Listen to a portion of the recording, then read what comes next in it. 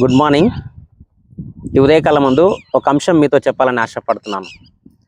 ఆ అంశము ఏమిటంటే ఆలకించే చెవి, విడిపించే చెయ్యి. ఆలకించే చెవి, విడిపించే చెయ్యి.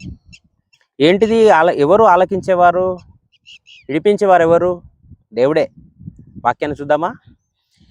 కీర్తనలు 34:17 ఒక వాక్యం తెలియజేస్తుంది. ఏమనంటే, నీతిమంతులు మొరపెట్టగా యెహోవా ఆలకించును, వారి శ్రమలన్నిటిలో నుండి వారిని విడిపించును. నీతిమంతులు మొరపెట్టగా యెహోవా ఆలకిస్తాడంట. అంటే మనము నీతిగా బ్రతికి మన ఆపదలు, మన శ్రమల్లో, మన కష్టాల్లో మనం గనుక మొరపెడితే దేవుడు ఆలకిస్తానంటున్నాడు. ఆలకించడమే కాకుండా వారి శ్రమలన్నిటిలో నుండి వారిని విడిపిస్తాను అని చెప్పేసి అంటున్నాడు.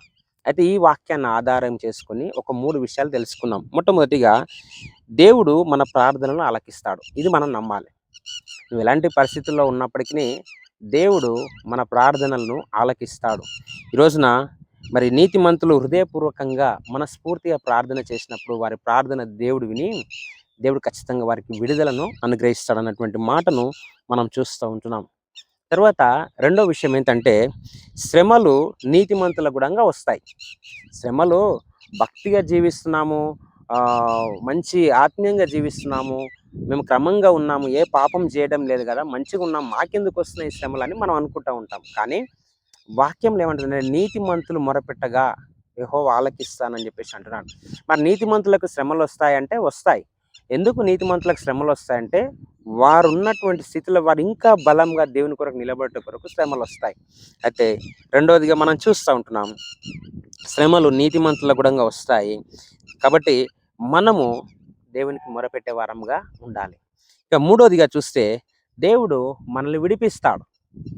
దేవుడు మనల్ని విమోచిస్తాడు. మనం ఎలాంటి పరిస్థితుల గుండా వెళ్తున్నప్పటికీ, మనం ఏ సమస్యలో మనం చిక్కుకున్నామో, ఏ సమస్యల వలయంలో మనం చిక్కుకున్నప్పటికీ దేవుడు మనల్ని విడిపిస్తాడు.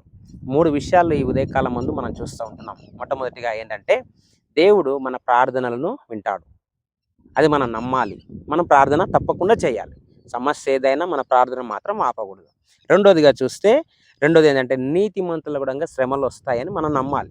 మనం నీతిగా బ్రతికినప్పటికీ మన కష్టాలు వస్తాయి. అయినా కష్టాలలో మనం అక్కడే ఆగిపోము. దేవుడు మనకు అక్కడనే విడిచిపెట్టాడు.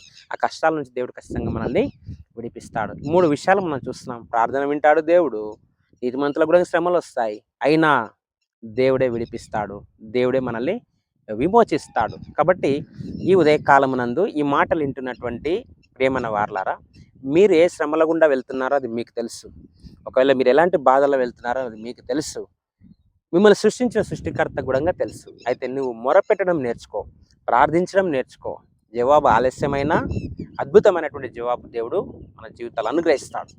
కాబట్టి ఈ ఉదయకాలం ముందు నిరుత్సాహపడక, భయపడక, నిరుత్సాహపడక, దిగులు పడక, నిన్ను విడిపించే దేవుడు ఉన్నాడు, నిన్ను నడిపించే నాథుడు ఉన్నాడు, నిన్ను పైకి తెచ్చే నా ప్రభు ఉన్నాడు.